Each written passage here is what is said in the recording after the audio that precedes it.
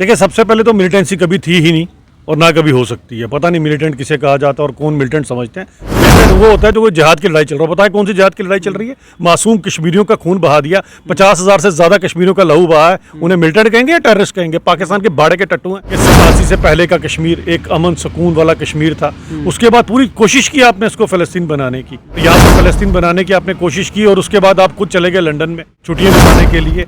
अब यहाँ पर हालात बदल चुके हैं।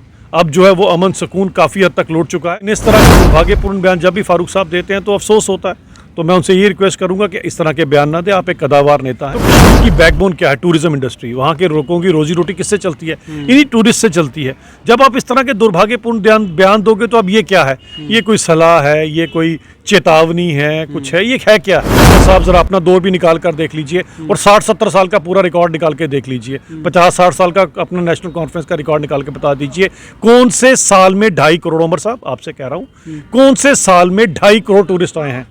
सारी की सारे चलता ही ISI और पाकिस्तान आर्मी चलाती है। आप खुद सोचिए, जिस देश के 1 से लेके 10 तक जो टॉप रिचेस्ट पीपल है वो ISI से आते हैं। जिस देश के अंदर यहाँ तो है ही रिच क्लास है, बाकी सब पुअर क्लास है, बीच में मिडिल क्लास ही नहीं है, ऐसे देश से आप क्या तवक्को रखोगे?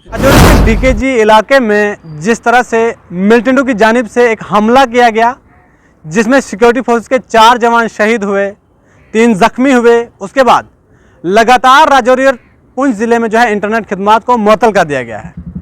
बहरहाल मेरे साथ भारतीय जनता पार्टी के स्पोक्स पर्सन अभिजीत जसरोटिया जी बात करने के लिए मौजूद हैं। इनसे हम जानने की कोशिश करेंगे, क्योंकि भारतीय जनता पार्टी का यह दावा है कि जम्मू कश्मीर में मिलिटेंसी का खात्मा हो चुका है। अभिजीत जी, मिलिटेंसी का खात्मा हो चुका है, लेकिन 2021, 22 और 23 इन 3 सालों में जिस तरह से लगातार खिताब पेर पंचाल में मिलिटेंसी का ग्राफ बढ़ रहा है, आपके ये दावे जो है झूठे साबित हो रहे हैं। देखिए, सबसे पहले तो मिलिटेंसी कभी थी ही नहीं और ना कभी हो सकती है। पता नहीं मिलिटेंट किसे कहा जाता है और कौन मिलिटेंट समझते हैं। टेररिज्म की जरूर आप बात कर सकते हो। जहाँ तक टेररिज्म की बात है, अगर आप सभी आंकड़े उठाकर देखेंगे पिछले 3-4 सालों में, तो एक भारी गिरावट टेररिज्म के अंदर आ चुकी है। पत्थरबाजी अब होती नहीं है। अब जो एक आधा इंसिडेंस होता है दुर्भाग्यपूर्ण है, लेकिन 30-40 साल की जो उपद्रव यहाँ पर फैला हुआ है, और कहीं ना कहीं जो हर तरह के लोग इनकी सपोर्ट करते रहे आज तक कश्मीर में, भले वो पॉलिटिकल लेवल पर हो, भले वो हुर्रियत के लेवल पर और सेपरेटिस्ट के लेवल पर हो, और पाकिस्तान से तो उन्हें सपोर्ट आती ही है। तो इसके कारण ये सब कुछ यहाँ चलता है, लेकिन काफ़ी हद तक इस पर रोक पाई लगा दी चुकी है। जो भी एक आधा इंसिडेंस होता है दुर्भाग्यपूर्ण है, लेकिन करे क्या? अब आप इनका मोडस ऑफ ऑपरेंडी समझें कि इन्होंने पहले कश्मीर में अपना उपद्रव बचाया था। अब कश्मीर में जिस तरह से इन पे नकेल कसी गई है, इन्होंने वहां से अपनी एक्टिविटीज अब शिफ्ट कर दी हैं राजौरी पुंछ के एरिया की तरफ। अब राजौरी पुंछ का जो एरिया है वो LOC से सटा हुआ एरिया, और वहाँ पर बीच में जंगल है, तो कब इधर का उधर और उधर का उधर हो जाता है, वो बड़ा मुश्किल हो जाता है सिक्योरिटी फोर्सेस के लिए। फिर भी हमारी सिक्योरिटी फोर्सेस अपने प्राणों की आहुति देकर भी हम लोगों के प्राण बचाती हैं।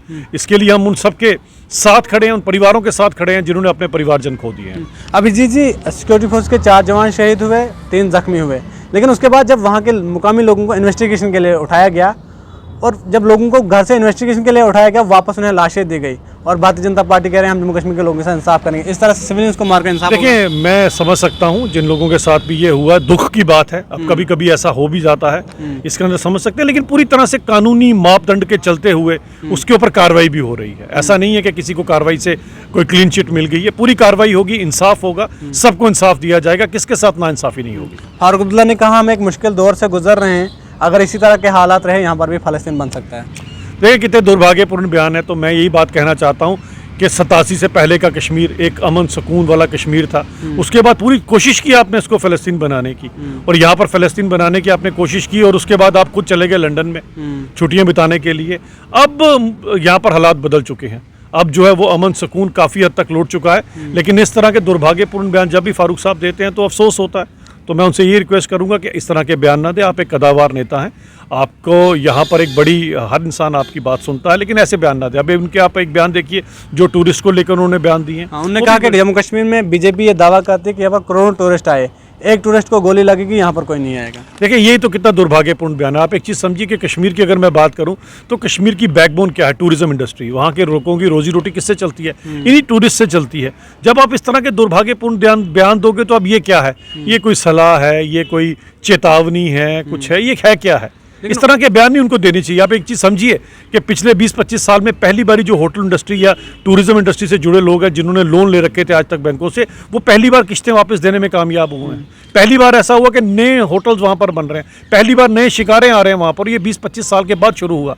आप उन लोगों से पूछिए जिनकी रोजी रोटी टूरिज्म के ऊपर डिपेंडेंट है, और जब इतना बड़ा कदावर नेता इस तरह के दुर्भाग्यपूर्ण बयान देता है तो अफसोस होता है। तो मैं ये रिक्वेस्ट करूंगा फारूक साहब से कि आप प्लीज़, ये संवेदनशील मामला है, प्लीज़ देख सुन के बयान दीजिए। उमर अब्दुल्ला कह रहे हैं कि जम्मू कश्मीर में पहले भी यात्री आते थे, अमरनाथ आते थे, श्राइन बोर्ड कटरा में आते थे, लेकिन बीजेपी वाले इस बार उनको जो है टूरिस्टों में गिन रहे हैं। हम कहीं दौरा करेंगे, हमें टूरिस्टों में गिन रहे हैं, हम लोग टूरिस्ट नजर आ रहे हैं। देखें, टूरिज्म और टूरिस्ट की परिभाषा उमर साहब को अच्छी तरह से पता होगी। जब कश्मीर 87 के दौर बाद जब यहाँ पर जल रहा था, कश्मीर कट रहा था, आग हलतर फैली थी, ये टूरिस्ट बनकर ही लंदन में बैठे हुए थे, तो इनको पता होगा। अब वो वाले टूरिस्ट अगर ही हैं तो लंदन में जिस तरह से टूरिस्ट आते थे, ये उन टूरिज्म में अपनी अगर शुमार करना चाहते हैं अपने आप, तो मुझे उसमें कोई अफसोस नहीं है। लेकिन यहाँ पर 2.5 करोड़ का आंकड़ा, उमर साहब जरा अपना दौर भी निकाल कर देख लीजिए और 60-70 साल का पूरा रिकॉर्ड निकाल के देख लीजिए, 50-60 साल का अपना नेशनल कॉन्फ्रेंस का रिकॉर्ड निकाल के बता दीजिए कौन से साल में 2.5 करोड़, उमर साहब आपसे कह रहा हूँ, कौन से साल में 2.5 करोड़ टूरिस्ट आए हैं? आज तक कभी नहीं हुआ। पहली बार है कि कश्मीर अगर आप चले जाओ, ना कोई हाउस बोट खाली मिलती है, ना कोई शिकारा खाली मिलता है, ना किसी होटल में कमरा मिलता है। ये पहली बार हुआ है।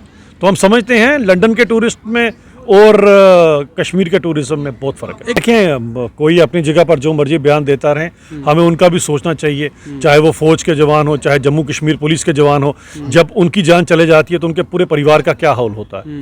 वो सभी के सभी लोग अपने तन मन धन से इस देश की सेवा करने के लगे, अपने प्राणों की आहुति लगाकर हम लोगों की सेवा करते हैं। अब चूक होने की बात नहीं है, होती है, हर इंसान से चूक होती है, लेकिन एक बात समझिए, एक षड्यंत्रकारी मुल्क बैठा हुआ हमारे पास में, कोई नॉर्मल मुल्क नहीं है। एक ऐसा मुल्क जिसने पहले ऑपरेशन टोपैक के लिए कहा था to bleed India to 1000 wounds, अब टोपैक के फेलियर के बाद उन्होंने ये नई स्ट्रेटजी अपना ली है।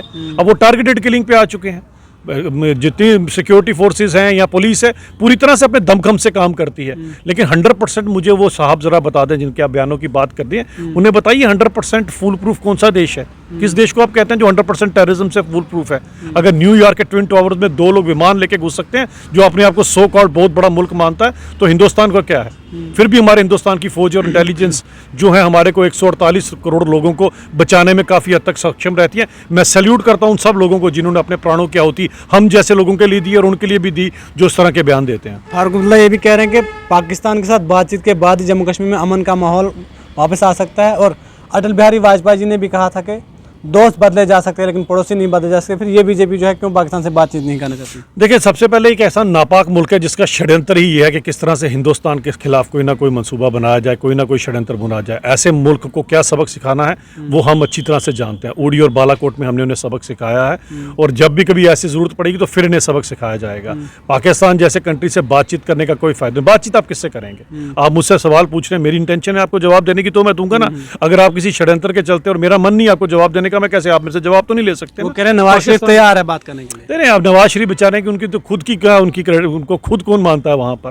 पाकिस्तान सारी की सारे चलता ही ISI और पाकिस्तान आर्मी चलाती है उसको। आप खुद सोचिए, जिस देश के 1 से लेके 10 तक जो टॉप रिचेस्ट पीपल है वो ISI से आते हैं। जिस देश के अंदर यहाँ तो है ही रिच क्लास है, बाकी सब पुअर क्लास है, बीच में मिडिल क्लास ही नहीं है, ऐसे देश से आप क्या तवक्को रखोगे? जम्मू कश्मीर के रीजनल पॉलिटिकल पार्टियां ये भी इल्जाम आप पर आयद कर रही है कि 2024 में लोकसभा इंतखाबात आने वाले हैं, उससे पहले बीजेपी का कोई मुद्दा नहीं, कोई काम नहीं किया, कोई डेवलपमेंट नहीं किया, इसलिए यहाँ पर जो है मिलिटेंसी को जो है बढ़ावा दिया जा रहा है, लोगों को मरवाया। मिलिटेंट वो होता है जो कोई जिहाद की लड़ाई चल रहा है। बताए कौन सी जिहाद की लड़ाई चल रही है? मासूम कश्मीरियों का खून बहा दिया, 50,000 से ज्यादा कश्मीरियों का लहू बहा है। उन्हें मिलिटेंट कहेंगे या टेररिस्ट कहेंगे? पाकिस्तान के बाड़े के टट्टू हैं, इनको ये ना कीजिए करे। रही बात आप जिस तरह की बात कर रहे हैं, इसके अंदर हर एक चीज को देखकर ही इसके ऊपर आगे पूरा निर्णय लिया जाता है।